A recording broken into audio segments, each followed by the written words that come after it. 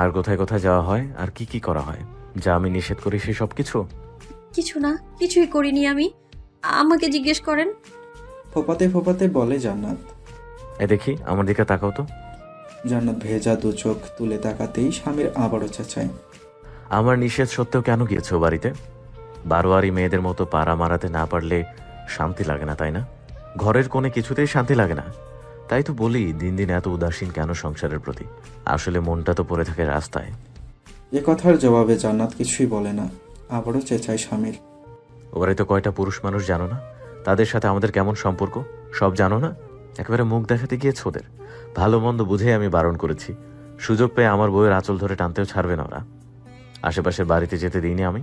দেই তো। হ্যাঁ, জবাব দিস না কেন বল? এত সাহস কে দিল তোকে? ধমকে ধমকে গুটিয়ে যাচ্ছে জান্নাত। স্বামীর কাঁপছে রাগে, দুইটা চড় থাপ্পড় মেরেই দিত। বহু কষ্টে নিজেকে সংবরণ করেছে সে, কিন্তু রাগ মিটিয়েছে ঘরের জিনিসপত্রের ওপর।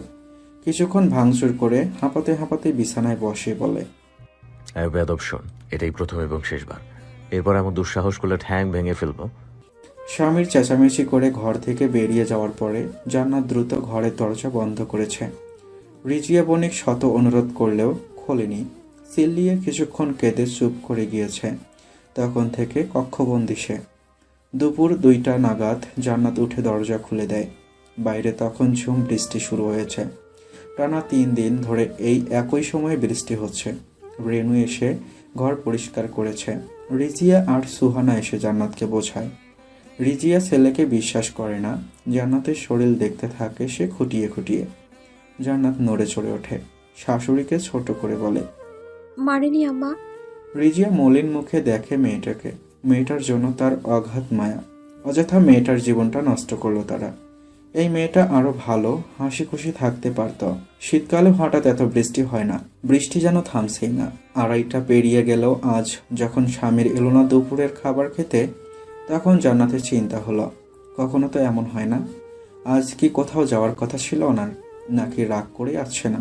আরও কিছুক্ষণ অপেক্ষা করে জান্নাত ঠিক করলো একটা কল করবে সে। আজ সদর রোডে হরতাল, স্বামীরকে ওই রোড দিয়ে আসতে হবে। রেগে থাকলে থাকুক, রাগ তো জান্নাতেরও আছে, তাই বলে খোঁজ নেবে না? দ্রুত আঙ্গুল চালিয়ে জান্নাত স্বামীরকে কল লাগায়। 3বার রিং বেজে কলটা রিসিভ হতেই জান্নাত কিছু বলার আগে উপাস থেকে মেইলি স্বর বলে ওঠে, হ্যালো, আসসালামু আলাইকুম। জান্নাতের পুরো শরীর কেঁপে উঠল। নিজেকে সামলে নিয়ে বলল, হ্যালো, কে? ওপাশ থেকে কল কাটার আওয়াজ আসে। কিছুক্ষণ হতভম্ব হয়ে জান্নাত দাঁড়িয়ে থাকে। অতঃপর হাত থেকে তার ফোনটা পড়ে মেঝেতে পড়ে যায় সেও।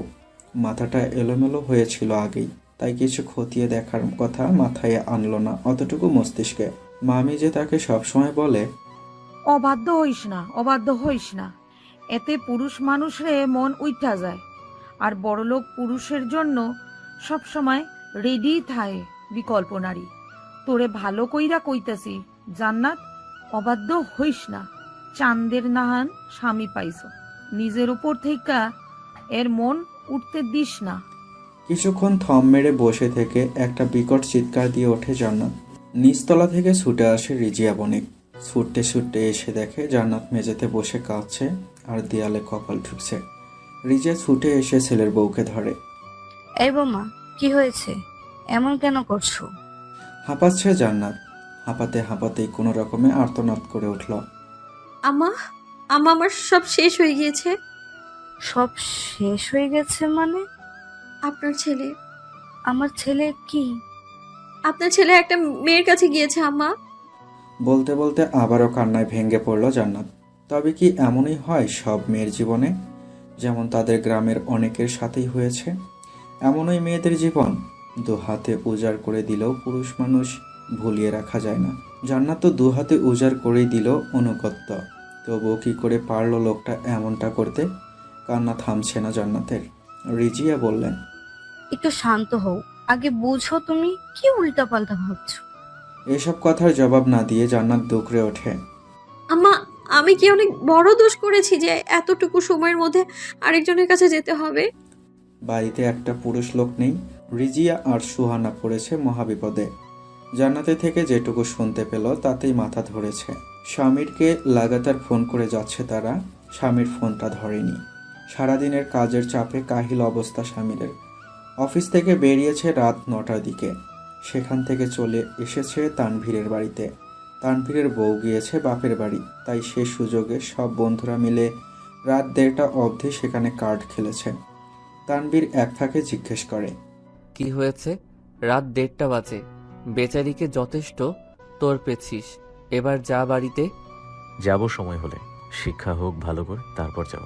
আগে বুঝুক। শুধুমাত্র জান্নাতকে শিক্ষা দিতে স্বামীর সেদিন লাঞ্চে বাড়িতে যায়নি। অল্প বয়সী আবেগপ্রবণ বউকে জব্দ করার উপায়ও স্বামীর চৌধুরী ভালো করে জানা আছে, আর তার জন্য বউয়ের গায়ে হাত তুলতে হয় না। এমনভাবে নিয়ম করে 3 দিন রাত করে বাড়িতে ফিরলেই শিক্ষা হয়ে যাবে। জান্নাতকে শিক্ষা দিয়ে রাত 2টো নাগাদ বাড়িতে পৌঁছায় স্বামীর। রিজিয়া আর সুহানা শক্ত মুখে ড্রয়িং রুমে বসেছিল। রিজিয়ার মাথায় হাত। স্বামীরকে দেখি তাড়াহুড়ো করে বলে, কই ছিলি সারাদিন? ফোন ধরিসনি কেন? ব্যস্ত ছিলাম। অল্প কথায় জবাব দিয়ে স্বামীর দোতলার দিকে পা বাড়ায়। তার হাতে জান্নাতের প্রয়োজনীয় জিনিসপত্র, যার লিস্ট আজ সকালে নিয়েছিল। বইয়ের প্রতি রাগ থাকলেও বইয়ের জিনিসপত্র কিনতে ভোলেনি স্বামীর চৌধুরী। রিজিয়া আর সুহানা স্বামীরের পিছু পিছু যায়। ঘরে ঢুকতেই জান্নাতকে ঘরের কোথাও দেখতে না পেয়ে আবারও মাথাটা গরম হয়ে যায় স্বামীরের। মায়ের দিকে ফিরে দাঁতে দাঁত চেপে বলে, কোথায় গিয়েছে? রূপাতলি নাকি? না, ছাদে। ছাদে মানে? এত রাতে? ঝুম বৃষ্টিতে? রিজিয়া চুপ থাকতে পারলেন না, রেগে মেগে বললেন, বিকেল 3টার পর থেকেই ছাদে তোর বউ, সেখানে বসে খাচ্ছে। শত বুঝিও আনতে পারিনি নিচে। স্বামীর হাত থেকে শপিং ব্যাগগুলো ফেলে শার্টের হাতা গুটিয়ে নিতে নিতে হন্তদন্ত হয়ে ছাদের দিকে যেতে যেতে বলে, আমার শাসনের ওপর রাগ দেখায়। আজ ওর একদিন কি আমার একদিন? তার আগে বল, মেয়েটাকে। স্বামীর দাঁড়ায়, মায়ের দিকে ফিরে বলে, কোন মেয়েটা? যার সাথে তুই আজ দুপুর থেকে ছিলি। ছি! কথাটা বলে রিজিয়া বণিক মুখ ঘুরিয়ে নেয়। স্বামীর হতভম্ব হয়ে মায়ের দিকে তাকিয়ে বলে, হোয়াট? কি সব বলছো তুমি? সুহানা এগিয়ে যায়। জান্নাত তোমার ফোনে কল করে 3টায়, তখন একটা মেয়ে কলটা রিসিভ করে। জান্নাতের আওয়াজ পেতেই কল কেটে দেয় সেই মেয়ে। সামির ভাইয়া হচ্ছে কি এসব বলবে? স্বামীর ঘুরে রুমে ঢুকে জান্নাতের ফোনটা হাতে তুলে নিতে নিতে বলে, জান্নাতুলের ফোন থেকে কোনো কল আসেনি, এসেছে তোমাদের নাম্বার থেকে। তবে বৌমা যে বলল। স্বামীর জান্নাতের ফোন চেক করে একটা লম্বা শ্বাস ফেলে বলল, জান্নাতুল তো আমার অফিসিয়াল নাম্বারে কল করেছে। ওটা তো অফিস চলাকালীন অফিস অ্যাসিস্ট্যান্ট রীতা আপাক অপারেট করে। হয়তো তার কণ্ঠ পেয়েছে জান্নাত। তবে কেটে দিল কেন? সেটা তো কাল অফিসে গেলে জানতে পারবো। রিজিয়া আর সুহানা একটু স্বস্তির নিঃশ্বাস ফেলে। শত দোষ থাকলেও স্বামীর চৌধুরীর মেয়েলি দোষ নেই, এটা তারা বিশ্বাস করে। রিজিয়া এবার হাফ ছেড়ে বলল, দেখেছ, মেয়েটা না বুঝেই বিকাল থেকে অযথা কষ্ট পেল। তা তোমরা একটু চেক করতে পারতে না? সেজন্য তো তোকে কল দিলাম, ধরলি না তো। স্বামীর হন্তদন্ত হয়ে ছাদের দিকে যায় আবারও। উদ্ধার করে দিয়েছো। বিকাল থেকে ছাদে থাপ্পড় মেরে আনতে পারলে না? কত বড় সাহস! রাতে 2টা বাজে এখনো ছাদে! বেয়াদব একটা। কাজ ছিল খুব, আর মাথা ঠুকছিল দেয়ালে। ও নিজের মধ্যে ছিল না। স্বামীরের পা থমকালো, মায়ের দিকে ফিরে বলল, কিছু বলেছে? ওই তো, আমার সব শেষ হয়ে গিয়েছে এটা বলে কাঁদছিল। সে কি কান্না! বাবা শোন, ও তো লক্ষ্মী মেয়ে, একটু বোঝালেই তো বুঝে যায়। একটু রাগারাগি কম কর, মা মোরা মেয়ে। এমনিতেই ছোট থেকে হেলায় ফেলায় বড় হয়েছে। আচ্ছা ঠিক আছে, তোমরা যে যার ঘরে যাও, আমি আনছি। রিজিয়া আর সুহানা ছাদের সিঁড়িতে দাঁড়িয়ে পড়ল। স্বামীর দরজা ঠেলে পা বাড়ালো ছাদে। বাইরে তখনও ঝিরিঝিরি বৃষ্টি। সোডিয়াম আলোতে স্বামীর দেখলো ওদিকে ফিরে ছাদের রেলিংয়ে পিঠ ঠেকিয়ে মেঝেতে বসে আছে চুপচাপ জান্নাত। গায়ের গোলাপি রঙের সুতি শাড়িটা ভিজে গায়ের সাথে লেপ্টে আছে। স্বামীর কয়েক মুহূর্ত চুপ করে দাঁড়িয়ে দেখল, এরপর জলদ গম্ভীর স্বরে বলল, জান্নাতুল। জান্নাত জবাব দেয় না। স্বামীর আবারও বলে ওঠে, জান্নাতুল, তোমার ঠান্ডার ধাত আছে, উঠে এসো। আবারও নীরবতা। স্বামীর এবার ধমকের মতো করে বলে, জান্নাতুল, আমার মেজাজ খারাপ করো না, আর উঠে এসো। থেমে থেমে আবারও বলে, ঘরে এসো, তোমাকে বুঝিয়ে বলছি কি হয়েছিল। সারা নেই জান্নাতের। আরে দেখ, আচ্ছা, বেয়াদব হয়েছে তো। আচ্ছা শোনো, আমি কোনো মেয়ের কাছে ছিলাম না। এসো তোমাকে প্রমাণ দেখাই। জান্নাত তখনও নীরব। স্বামীর এবার রেগে মেগে এগিয়ে যায়, ফুঁসতে ফুঁসতে বলে, এই হচ্ছে তোমার সমস্যা। ভালোবেসে বললে গায়ে লাগে না, 1 সেকেন্ডের মধ্যে উঠবো, নয়তো খুব খারাপ হয়ে যাবে। জান্নাত উঠলই না। স্বামীর রেগে গিয়ে জান্নাতের পাশে বসে ওর দিকে ফিরে ওর হাত ধরতেই চমকায়। ঠান্ডায় জমে গিয়েছে পুরো মেয়েটা। অবচেতন কিনা তা বলা যাচ্ছে না, পুরো গা নীল হয়ে আছে। স্বামী তৎক্ষণাৎ জান্নাতকে মিশিয়ে নিল নিজের সাথে। হতভম্ব হয়ে বলে, ইস কি অবস্থা। জানাতুল, শুনছো? জান্নাতুল শুনলেও কিছু বোঝার বা বলার অবস্থায় নেই, কাঁপছে ভীষণ। স্বামীর আর দেরি না করে পাজা কোলা করে তুলে নেয়, দাঁতে দাঁত চেপে ধমকে ওঠে, চেয়েছিলাম তোমাকে জব্দ করতে, উল্টো আমাকেই জব্দ করে ছাড়লে। সিঁড়ি ভেঙে দ্রুত পায়ে নামছে স্বামীর। রিজিয়া সিঁড়ির কাছেই দাঁড়িয়েছিল, স্বামীরকে দেখে চেঁচিয়ে উঠল। হায়লা, জ্ঞান হারিয়েছে। স্বামীর দ্রুত পা চালিয়ে রুমের দিকে যেতে যেতে সুহানাকে বললে, টেম্পারেচার ফল করেছে ভাবি, আরো 2টো কমফোর্টে নামিয়ে দাও, ঘরে এসে দাও ফার্স্ট। সুহানা তাই করল। রিজিয়া আর সুহানা ঘর থেকে বেরিয়ে গেল। স্বামীর দ্রুত দরজা লাগিয়ে আলমারি খুলে গরম কাপড় বের করল। স্বামীর কাজগুলো করছে খুবই দ্রুত। ভেজা শাড়ি পাল্টে গরম পোশাক পরিয়ে দিয়ে স্বামীর কমফোর্টার দিয়ে ঢেকে দিল জান্নাতকে। নিজে পোশাক পাল্টে গিয়ে বিছানার একপাশে বসল। তার বেশ গরম লাগছিল। একটা হ্যান্ড ফ্যান নিয়ে বসে আছে সে। ওদিকে জান্নাতের কাঁপুনি থামছে না, কাঁপুনির সাথে কোকিয়ে যাচ্ছে মেয়েটা। স্বামীর আবারও দাঁতে দাঁত চেপে বলে, সকাল হোক তারপর বোঝাবো তোমাকে, আজ যা যা করেছো না সবকিছুর শাস্তি পাবা। এত জেদ আমি বরদাস্ত করবো না। জান্নাত সে হুমকি গায়ে মাখে না, জান্নাত তো শুনতেই পায় না সেসব। স্বামীর কিছুক্ষণ ওর মুখের দিকে তাকিয়ে থেকে হাত থেকে হ্যান্ড ফ্যান সরিয়ে একটা লম্বা শ্বাস ফেলল। অতঃপর খুলে ফেলল নিজের গা থেকে টি শার্ট। সায়েন্স বিতে আর্টিকেলটা দেখেছে স্বামীর, মানুষের শরীরে তাপের পতন হলে দ্রুত তা স্বাভাবিক পর্যায়ে নিয়ে আসার উপায়। দেরি না করে কম্পিউটারের নিচে ঢুকে সরিয়ে দিল জান্নাতের ওড়না। কিছুটা উন্মুক্ত করে ওকে মিশিয়ে নিল নিজের সাথে। ধুমধুমার কাঁপছে ছোটখাটো শরীরটা, আর কি ঠান্ডা। স্বামীর চুপচাপ মিশিয়ে রাখলো নিজের সাথে দীর্ঘ সময় পরেই সে রাতে জান্নাতের কাঁপুনি থামল। স্বামীর ঘুমায়নি।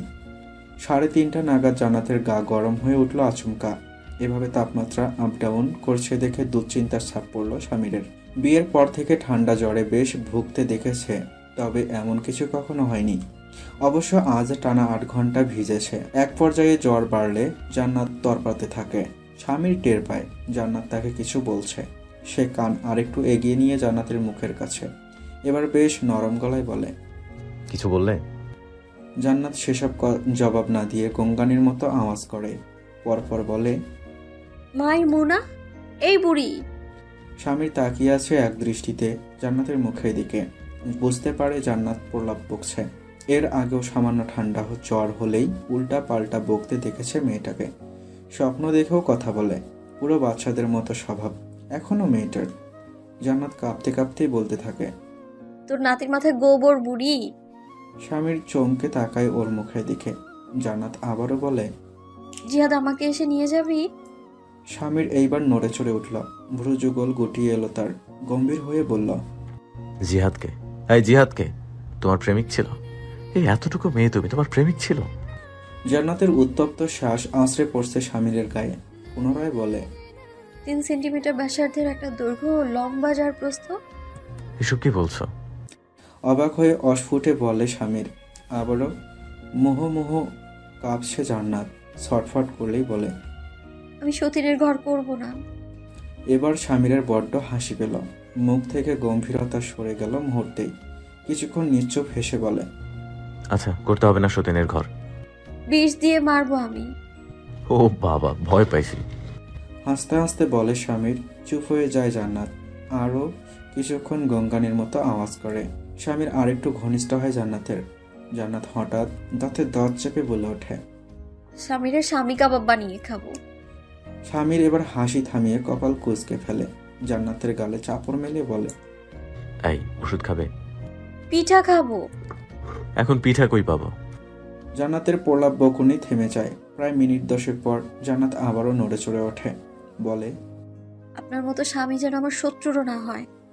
দীর্ঘ সময় স্বামী জান্নাতের মুখের দিকে তাকিয়ে রয়, তারপর বলে। কেন? জান্নাত আবারও রিপিট করে কথাটা। আপনার মতো স্বামী যেন আমার শত্রুরও না হয়। আমিও চাই না কেউ আমাকে কপি করুক জান্নাতুল। স্বামীর চৌধুরী এক পিসি থাকুক। জান্নাতের কপাল থেকে চুলগুলো আঙ্গুলের সাহায্যে সরিয়ে দিতে দিতে মৃদু স্বরে জবাব দেয় স্বামীর। জান্নাত আবারও শুরু করে তার প্রলাপ বকুনি। একটা ছোট বাচ্চা, ওনার মানিব্যাগ পুতুল, উনি চুমু দেয়, ওনার মাথায় সমস্যা, পাবনা মেন্টাল হসপিটালে, পেঁয়াজ খেলে রাগ হয়, ইত্যাদি ইত্যাদি। আর স্বামীর চুপচাপ ওকে দেখে। একসময় জান্নাত বলে, আমি পড়তে চাই। স্বামীর সাথে সাথে জবাব দেয়, দরকার নেই পড়াশোনার। দড়ি লাফ খেলবো। লাফালাফি বন্ধ। স্বামী কাবাব খাবো। সকাল হোক। মামি, আমি ওনার আন্ডার ধোবো না। আচ্ছা। ডান পাশের ঘরে এক্স এর মান বসিয়ে আমরা ওয়াই পেলাম। এইবার একটা লম্বা শ্বাস ফেলে স্বামীর। জান্নাত আবারও বলে ওঠে, বাবু লাগবে আমার। এসব কথা বলে না, তুমি ছোট। আমা উনি আরেকটা বিয়ে করছে। এবার চুপ করো, অনেক ধৈর্য ধরেছি। আর একটা কথা বলে স্কচ টাইপ লাগাই দিব মুখে। জান্নাত থামে না, সে বলতেই থাকে, ওই মহসিন না আমার পাগলের কাছে বিয়ে দিছে মা। জান্নাতুল স্টপ। ওকে মৃদু ঝাঁকি দিয়ে বলল স্বামীর। সে রাতে জান্নাত আরো কিছুক্ষণ চুপ থেকে বলে ওঠে, স্বামীরের বাবু লাগবে, বলদটার বাবু লাগবে। চেঁচিয়ে ওঠে স্বামীর। লাগবে না, প্লিজ হুশে আসো, না তো ঘুমাও প্লিজ। মাথাটা ভার হয়ে আছে তখনও, সম্পূর্ণ মস্তক যন্ত্রণায় ফুটছে, গায়ে জ্বর আছে বেশ। এমন অসহ্য জ্বর তার হয়েছিল এসএসসিতে রসায়ন পরীক্ষার আগের দিন।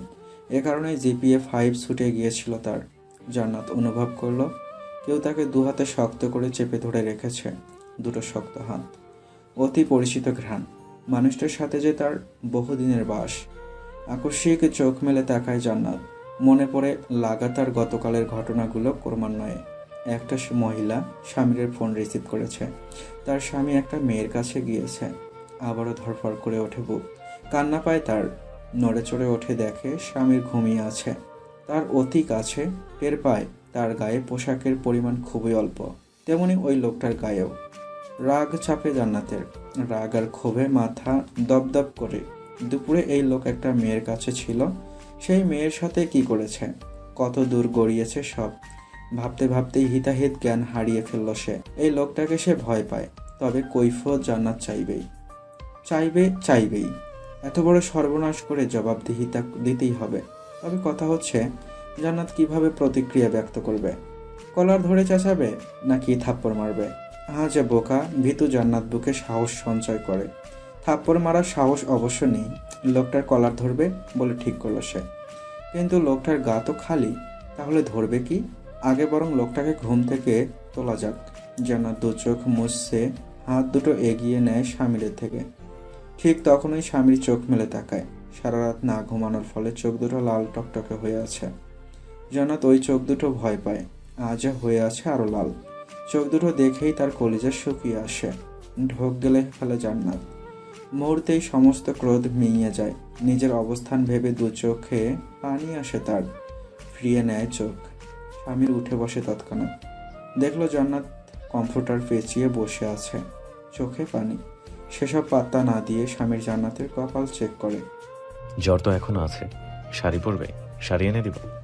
জান্নাত চুপ থাকে, ফোটায় ফোটায় গড়িয়ে পড়ছে জল। স্বামী দেখে ওকে কিছু সময়। ওই নিশ্চবতা আর চোখের পানির অর্থ বোঝা খুব কঠিন নয়। স্বামীর উঠে আগে নিজে একটা টি শার্ট পরলো, তারপর আলমারি থেকে শাড়ি সায়া ব্লাউজ এনে দিল জান্নাতের। জান্নাত সেসব নেয় না হাতে, শুধু কেঁদে যাচ্ছে। স্বামীর এসে ওর পাশে বসলো, দেখতে থাকলো জান্নাতকে। জান্নাত আর নিজেকে সামলাতে না পেরে ফুঁপিয়ে উঠল। কিছুক্ষণ ফুঁপিয়ে বলে, ওই মেয়েটাকে? স্বামীর ঠোঁটের কোণে বক্র হাসির রেখা। উঠে গিয়ে নিজের ফোনটা এনে অফিসিয়াল নম্বরে কল করলো। ওপাশ থেকে অফিস অ্যাসিস্ট্যান্ট কলটা রিসিভ করতেই বলে, গুড মর্নিং স্যার। রিতাপা গতকাল বেলা 3টা নাগাদ আমার ওয়াইফ অফিসে কল করেছিল, আপনি রিসিভ করেছিলেন?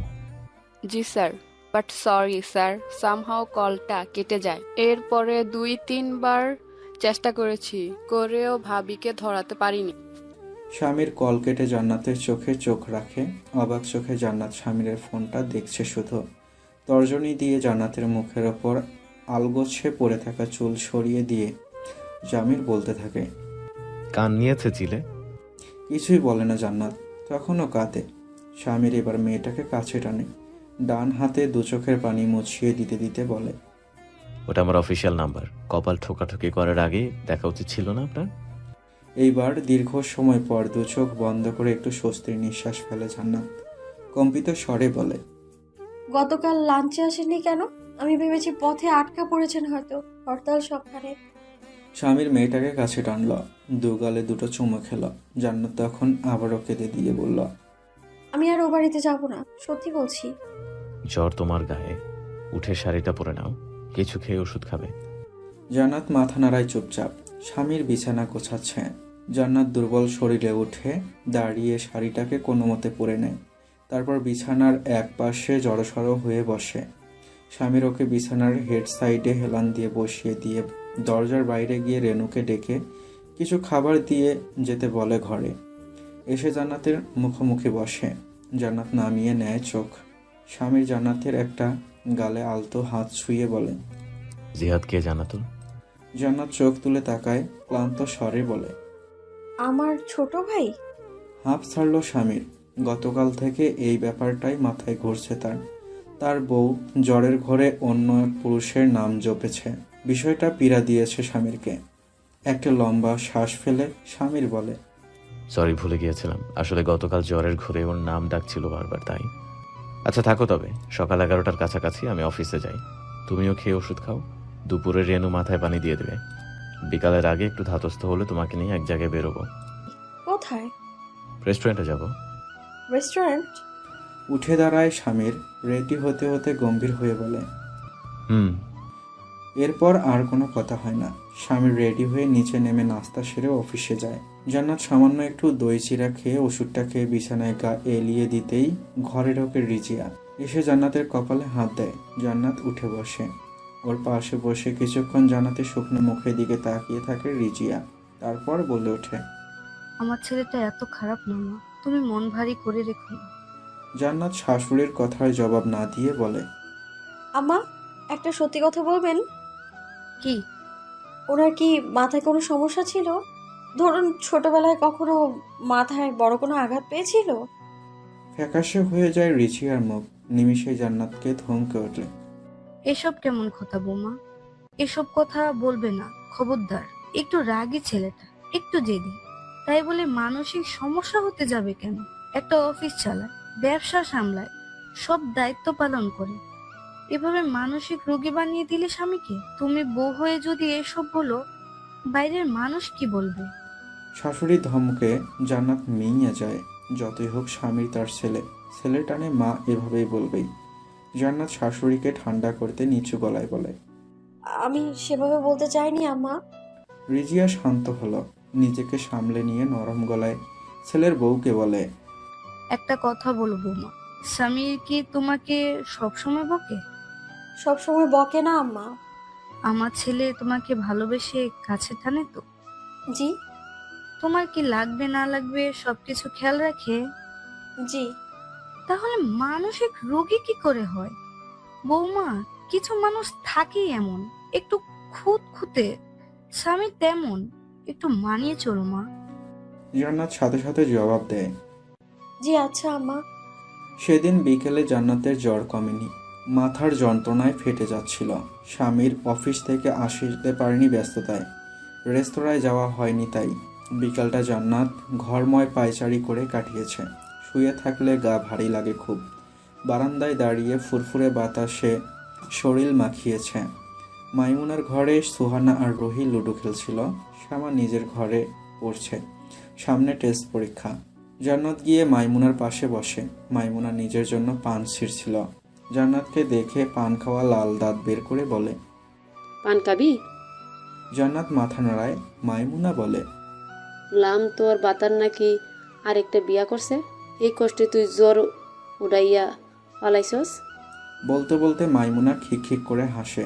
হেসে ফেলে জান্নাত। রুহি আর সোহানাও হাসে। মাইমুনা পান মুখে পুরে বলতে থাকে, তো এই পুরুষ মানুষ বিশ্বাস নেই, কইরা ফালাইতে সময় নেবে না। তোর দাদারেও কেচ্চা শুনবি, এ প্রতিদিন রাইতে লাগতো মোর মাসিকের 5 দিন যাতে এর বুক্কা থাকা না লাগে এর ফিকনে আরেকটা বিয়া করছিলে। সেই বউ অবশ্য নিউমোনিয়ায় মারা গেছিল, বাচ্চা হয় নাই এই ঘরে। রুহি হতবাক হয়ে দাদির কথা শুনে তার মুখের দিকে তাকিয়ে আছে। তার দাদু এমন লোক ছিল?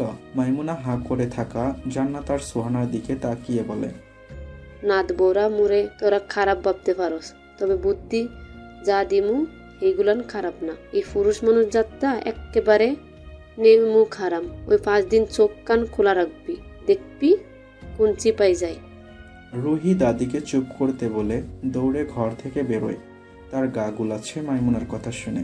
বসে থাকে সুহানা আর জান্নাত। মাইমুনা তার জ্ঞান বিতরণ করে প্রসঙ্গ পাল্টে 2 নাতি বউকে বলে, স্বামীর লগে শোয়ার আগে একটা দোয়া পড়বি, আমি আইজ শিখাইয়া দিতেছি। এই দোয়াটা পড়ে স্বামীর লগে শুইলে তোগো স্বামী তোগো কাছে বান্ধা থাকবো। বিকেল পেরিয়ে সন্ধ্যা, সন্ধ্যা পেরিয়ে রাত। জান্নাতের জ্বর কমেনি। জ্বরের ঔষধ খেয়ে খুব সকাল সকাল শুয়ে পড়লেও ঘুমায়নি জান্নাত। মানুষটা বাইরে, রাস্তাঘাটের অবস্থা ভালো না। খবর দেখেছে সে, প্রচুর গাড়ি ভাঙচুর হয়। দুশ্চিন্তায় ঘুম আসে না জান্নাতের। স্বামীর আজ তাড়াতাড়ি ফেরে। রাত 9টার দিকেই বাড়িতে ফিরে খেয়ে দিয়ে ওপরে ওঠে। সরাসরি রুমে না গিয়ে উত্তর পাশের বারান্দায় যায়। ওখান থেকে কিছুক্ষণ আগে চাপা হাসির শব্দ শুনতে পেয়েছে সে। স্বামীরকে দেখতে পেয়েই রুহি হাত থেকে ফোনটা ফেলে দেয়। স্বামীর এক পলক রুহির ফোন আর রুহিকে দেখে, তারপর জলদ গম্ভীর স্বরে বলে, কি হয়েছে এখানে? কি ভাইয়া, অরুণিমার ফোন। ঘরে নেটওয়ার্ক পাচ্ছিলাম না, তাই এখানে এসেছি। রুহি মেঝে থেকে ফোনটা উঠিয়ে নিতে নিতে বলল। স্বামীরের মাথায় জান্নাতের কথা ঘুরছিল তখন, তাই অত ঘাটল না বিষয়টাকে। শুধু কর্কশ গলায় বলল, আচ্ছা শোন, তন্ময় এসেছে বাড়িতে। বেয়াদবটা যদি সামনে পড়ে তবে কথা বলবি না ভুলেও। রুহি একটা ফাঁকা ঢোক দিলে বলল, পড়েছিল তো ভাইয়া, আমি কথা বলিনি। গুড। স্বামীর চলে গেলে রুহি বুকে হাত রেখে একটা লম্বা শ্বাস ফেলে ফোনটা কানে চেপে ধরতেই ওপাশ থেকে তন্ময় বলে, এই সম্বন্ধের বেটাকে একটু আদব শেখাতে বলো তো জান্নাতুল ভাবিকে। দুনিয়ার সবাই ওনার কাছে বেয়াদব, আর উনিই শেখ সাদি। রুহি চুপ করে আছে। তন্ময় বলে, জান্নাতুল ভাবির জ্বর কমেছে? একটু। একটা পিচ্ছি মেয়ে, সে আমার বয়সী, অতটুকু মেয়েকে কোন আক্কের ওই স্বামীরের গলায় ঝোলালে বলো তো? যে আক্কেলে তুমি আমার পেছনে পড়েছিলে। রাখছি এখন, গুড নাইট। ঘরে ঢুকে দরজা লাগায় স্বামীর। শব্দ পেয়ে জান্নাত উঠে বসে। ঘুমাওনি? জ্বর বেশি? না, কমেছে। পথে ঝামেলা হয়নি তো? না, সদর রোড হয়ে আসেনি। জান্নাত তার আয়ত চোখে অনিমেষ চেয়ে আছে। স্বামীর ওই মাসুম চেহারার দিকে কিছুক্ষণ তাকিয়ে থাকে। তার বউ তার জন্য কতটা উদ্বিগ্ন হয়ে থাকে এই বিষয়টা স্বামীর বোঝে। স্বামীর বুক সগর্বে ফুলে ফেপে ওঠে এমন একজন মেয়েকে বউ হিসেবে পেয়ে। অল্প বয়সী মেয়ে বিয়ে করার এই এক সুবিধা, এদের মনটা থাকে স্বচ্ছ নির্বিষ, হয় কোমল, যেভাবে ইচ্ছা সেভাবে গড়ে নেওয়া যায়। আর স্বামীর গড়বেও নিজের মনের মতো করে। ফ্রেশ হয়ে জান্নাতের কাছে গিয়ে বসলো স্বামীর। এরপর বিছানার পাশে ড্রয়ার খুলে কন্ট্রাসেপটিভ পিলের পাতা বের করে দেখে। খানিক বাদে সেখান থেকে একটা পিল বের করে গ্লাস আর পিলটা জান্নাতের হাতে দেয়। আজ খাওনি দেখছি, এটা মিস দিও না। জান্নাত ঔষধটা খায়। স্বামীর ওর হাত থেকে গ্লাসটা সরিয়ে আবারও টেবিলে রাখবে, তখন একটা ছোট কাগজের নজর পড়ে তার। কাগজটাতে একটা আরবি লেখা। কাগজটা হাতে তুলে নিয়ে স্বামীর জান্নাতের কাছে জানতে চায়, এটা কি? জান্নাত ইতস্তত করে বলে, এটা একটা দোয়া। কিসের দোয়া? বিকেলে জান্নাতকে নিয়ে মাইমুনা দোয়াটা লিখিয়েছে। এটা মুখস্থ করতে বলেছে। রাতে স্বামীর সাথে মিলিত হবার পূর্বে দোয়াটা পাঠ করলে স্বামী তার স্ত্রীর প্রতি ভালোবাসা বাড়ে, অন্য নারীর দিকে তাকায় না। জোর করে কাগজটা জান্নাতের হাতে গুজে দিয়েছে মাইমুনা।